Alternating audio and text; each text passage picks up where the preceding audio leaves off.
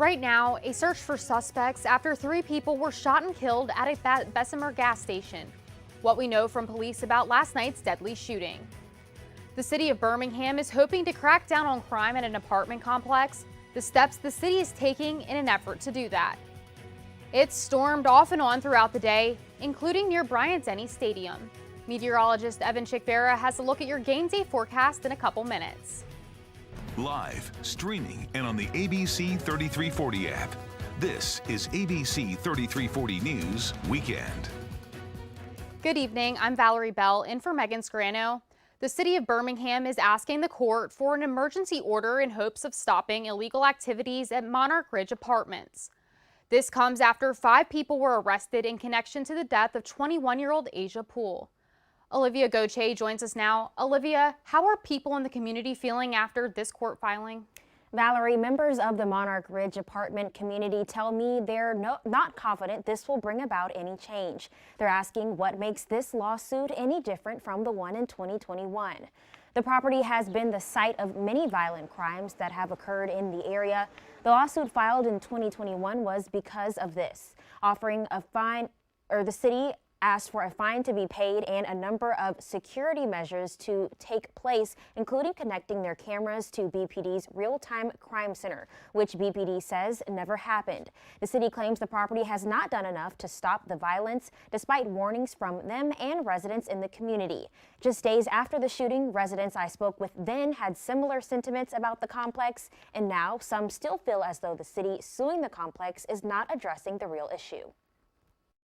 We're the ones suffering. We're the ones that have to live not having no security, have to worry about bringing the independent violence up here to this property. So what is Birmingham really getting paid for? And to be honest, I feel like they should be getting sued because they don't do nothing. The city has also ordered the property to provide adequate safety for the residents on numerous occasions, and the city and residents say the property has failed to do so. The city of Birmingham is requesting the court to enforce safety measures at the apartments, including 24/7 security and surveillance systems, as well as compensation for legal fees. All of these requirements are similar to those listed in the agreement following the 2021 lawsuit, but residents are hopeful that this time they'll actually be enforced. You can find the entire lawsuit now on our website. Valerie. Olivia Gaudreau reporting. Also happening right now, Bessemer police are searching for suspects after a deadly shooting overnight at a gas station. Gunfire erupted at this Citgo gas station on 4th Avenue, leaving 3 people dead. It happened just after 11:30 Friday night. Police say the victims were targeted in the parking lot and inside the store. Detective Justin Burmeister says at least 2 of the victims were together when someone inside a vehicle opened fire. No one has been arrested. If you have any information about this, you should contact Bessemer Police. A lot of thunderstorms out there today, one earlier at Bryant-Denny Stadium. The good news is the rain tapering off just in time for kickoff, so things looking much better in Tuscaloosa.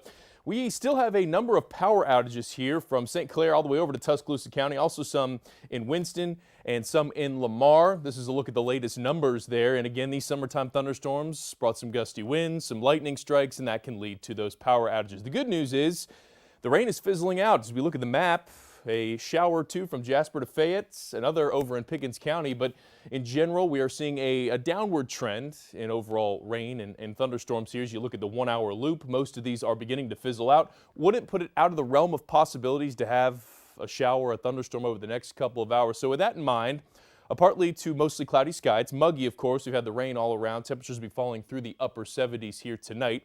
How about your early riser planner for tomorrow morning? If you wake up early, temperatures will be in the mid-70s, maybe even some upper 60s there. Fog could be an issue in areas that had the heavy rain.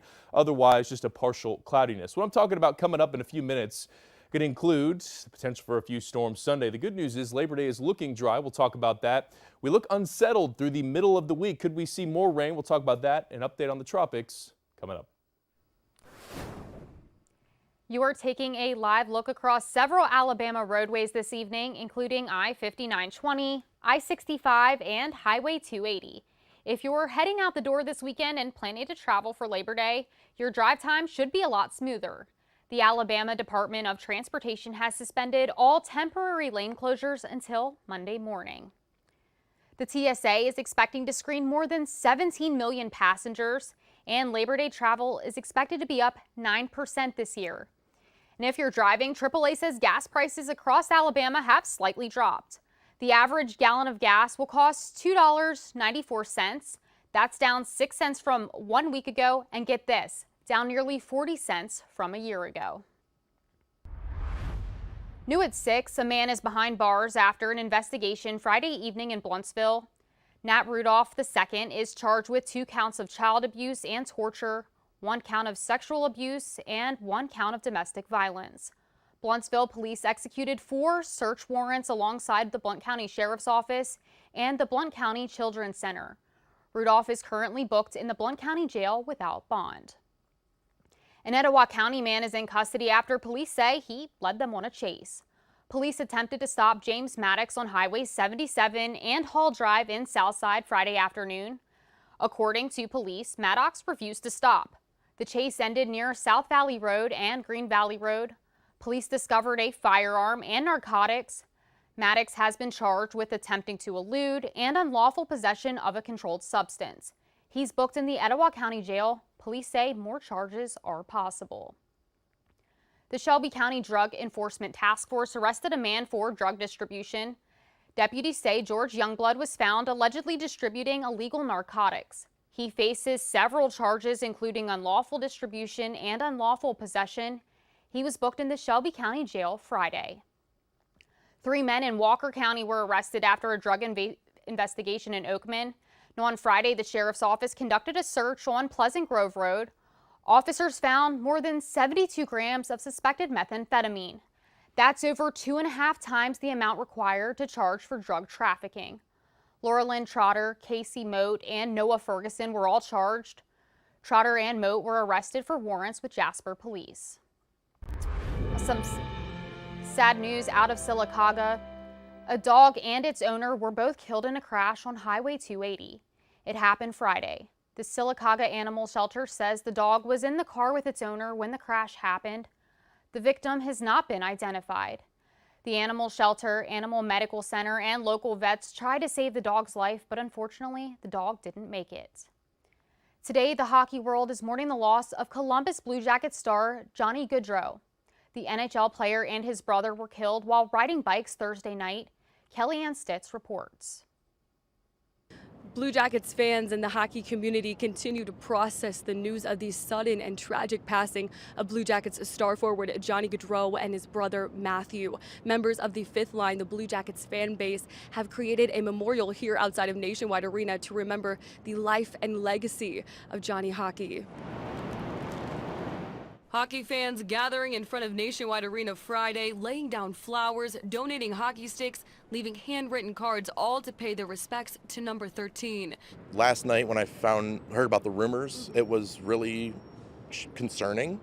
And then you didn't really know, it was a weird one where there was no official anything. The rumors became a shocking reality, with the Blue Jackets confirming at 7:30 Friday morning that Gaudreau and his brother died in a tragic accident. When I saw the Blue Jackets announcement, and it was just kind of numbness and shock. Gaudreau was an 11-year NHL veteran, all-star, and alternate captain for the Blue Jackets, known for his dazzling skills on the ice. With Johnny Gaudreau, he's got the creativity here. The joy he played with, he was just pure joy.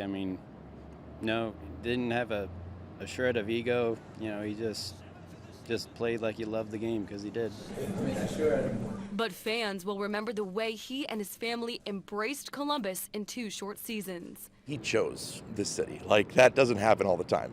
And for a superstar like him to choose Columbus, especially when, his hometown team was going for him, it meant a lot. When his second born, Johnny, was born, I was waiting outside after the game for players, and he took his time to stop, and that's honestly something I will remember forever. Gaudreau was not only a star on the ice, but a beloved ambassador of the club who will be dearly missed. He's just a really good advocate for the game. We both coach the Learn to Play for the Blue Jackets, and we use Johnny as an example all the time because the little kids love him and they look up to him. He's really important to the community. As fans continue to contribute to the memorial outside of Nationwide Arena, they also say that this tragedy is a sobering reminder to never drink and drive. In Columbus, I'm Kellyanne Stitz reporting. Next week, the city of Trussville will confirm the results of this week's vote against a proposed tax increase.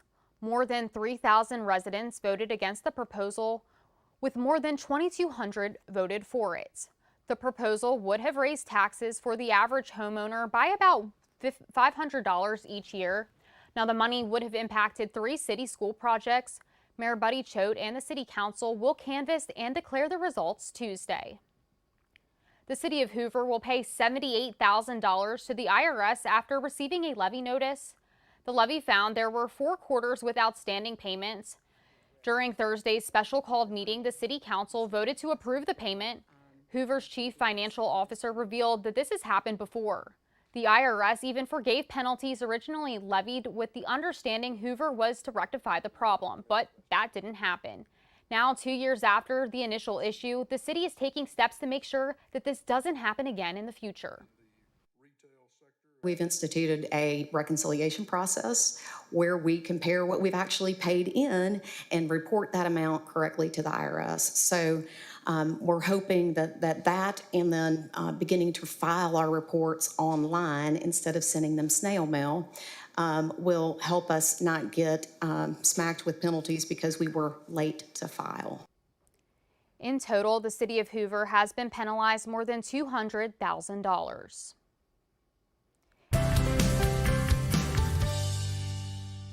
A new regional workforce center in East Alabama is now open to high school students. The Create Center is a repurposed space next to the Anniston Regional Airport. Now, the goal is to build up the region's workforce pipeline. More than 270 Oxford high school students take classes there each day in a range of topics. Classes vary from advanced manufacturing to robotics and green power. A lot of the skills transfer. And so I think even if you don't want to go into racing, the skills you're learning in green power, like teamwork, thinking on the fly, this electrical work, mechanical work, designing, building, learning how to use the tools you have to use, all of that's really useful for any career you want to go into. Cool stuff. Now, phase 2 of the Create Center will launch next August. Students from 5 counties will participate in classes and more programs will be added. The city of Gadsden could receive $2.5 million in funding next fiscal year. Federal funding was approved in a Senate committee earlier this week.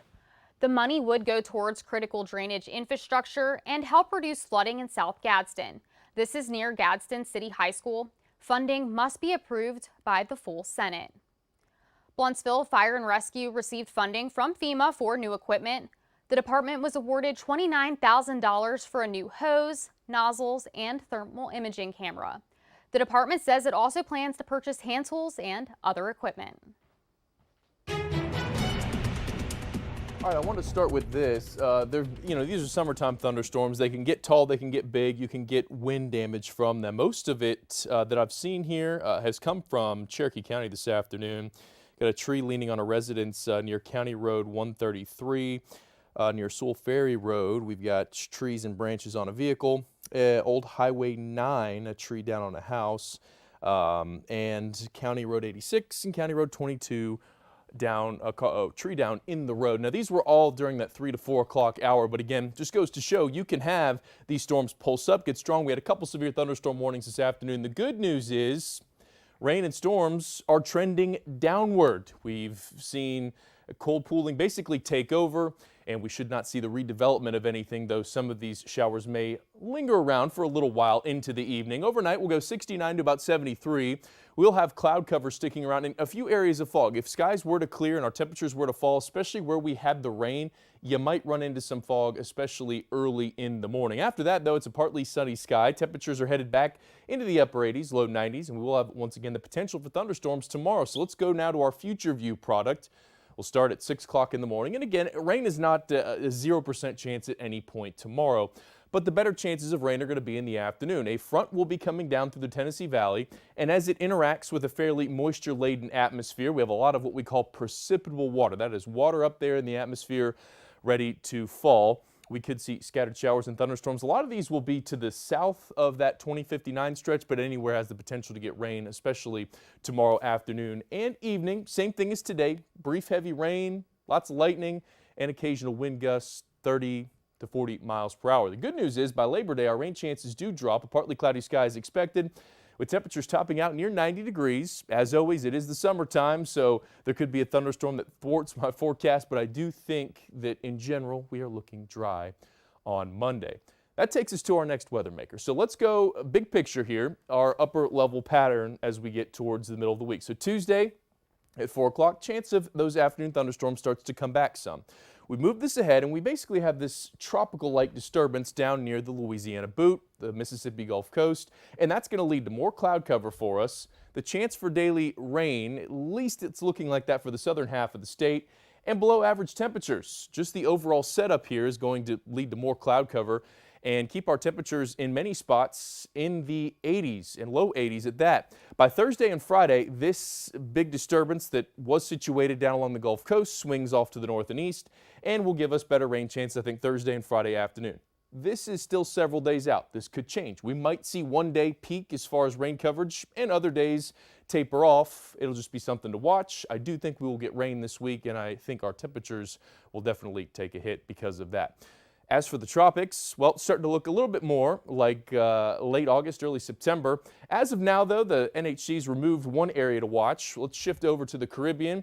This is a pretty big area that we're going to keep an eye on here in the Caribbean for the potential of development. Anytime you see anything like this, we got to keep an eye on it, though the steering winds right now would take this towards the Yucatan Peninsula. And you see one other area closer to us. It's a broad low, not very organized, and it's right along the Gulf Coast, so a lot of this isn't even over the waters. This could be what contributes to us having more rain late in the week as this shifts off to the north and east. NHC gives it about a 20% chance of development over the next couple of days. So not a very high potential with this, but again, as it moves along the Gulf Coast, it could bring us some more rain later in the week. So with that said, we'll go our driest day, at least in the short term, will be on Monday.